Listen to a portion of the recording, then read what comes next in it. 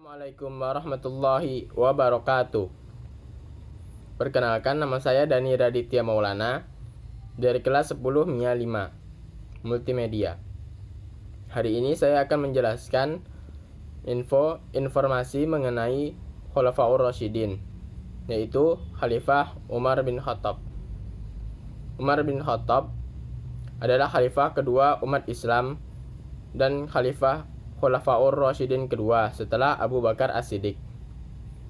Umar ditunjuk oleh Abu Bakar As-Siddiq dalam wasiatnya yang telah disetujui oleh seluruh kaum muslimin.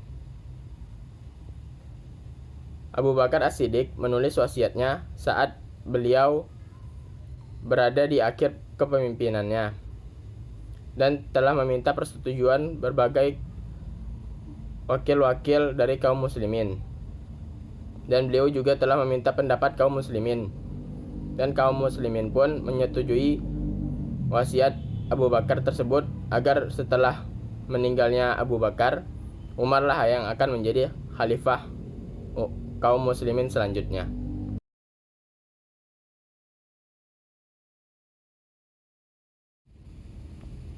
Pada saat kepemimpinan Umar bin Khattab, Islam mengalami perkembangan yang besar. Beberapa di antaranya adalah perluasan wilayah. Umar memerintahkan perluasan wilayah Islam menuju wilayah-wilayah pedalaman di Persia dan Bizantium. Pada masa kepemimpinan Khalifah Umar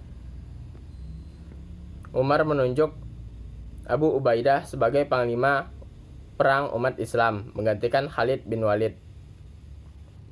Pada masanya juga terjadi dua pertempuran besar yang menjadi titik balik kemenangan kaum muslimin melawan Persia dan Bizantium, yaitu pertempuran Al-Qadisiyah antara kaum muslimin dan Persia, dan pertempuran Yarmuk antara kaum muslimin dan Bizantium, dan dua-duanya dimenangkan oleh umat Islam dengan jumlah yang lebih sedikit dari pasukan musuh. Keduanya membuktikan bahwa umat Islam memiliki kekuatan yang tidak dapat diremehkan. Pada masa Umar juga, wilayah Islam telah mencapai Afrika Utara, yaitu di Mesir dan di wilayah Algeria sekarang. Wilayah itu ditaklukkan oleh Amr bin As, yang telah ditunjuk Umar sebagai pemimpin kaum muslimin dalam penaklukan Mesir. Pada zaman Umar juga, mushaf-mushaf Al-Quran dikumpulkan dan diserahkan dan disimpan oleh Hafsah binti Umar, anak dari Umar bin Khattab. Umar memimpin dengan adil, bijaksana, dan juga dengan tegas. Kaum muslimin mengenal Umar sebagai pribadi yang adil dan tegas. Umar akan tegas pada pendiriannya, yaitu pada Al-Quran dan Sunnah. Umar bin Khattab bahkan tidak segan-segan untuk menghukum anaknya yang bersalah. Pada masa Umar bin Khattab juga, kaum muslimin berhasil merebut Al-Quds atau Yerusalem dari tangan Bizantium, yang merupakan salah satu kota suci umat Islam ketiga setelah Mekah dan Madinah. Penyerahan kota suci Al-Quds dilaksanakan dengan cara damai tanpa pertumpahan darah. Umar bin Khattab sendiri yang datang ke Al-Quds, dan patriark atau pendeta besar di sana yang bernama Sopronius yang menyerahkan kunci Yerusalem atau Al-Quds pada Umar bin Khattab sendiri.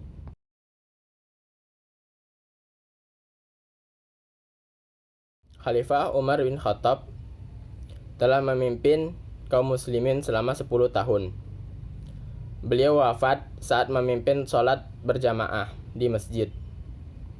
Beliau dibunuh, ditikam oleh seorang bekas budak dari Persia, yaitu Abu Lu'lu'ah atau Fairuz, saat sedang menunaikan ibadah sholat berjamaah. Beliau ditikam saat sedang mengimami umat muslim. Sepeninggal beliau, sebelumnya beliau juga telah menunjuk beberapa orang untuk menunjuk salah satu di antara mereka sebagai khalifah selanjutnya. Setelah Umar wafat dan telah memimpin umat muslim selama 10 tahun, maka khalifah ketiga umat Islam ditunjuklah di antara dewan-dewan tersebut, yaitu Utsman bin Affan sebagai khalifah selanjutnya, khalifah ketiga umat Islam dan Khulafaur Rasyidin. Hanya itu saja yang saya sampaikan. Lebih dan kurang saya mohon maaf.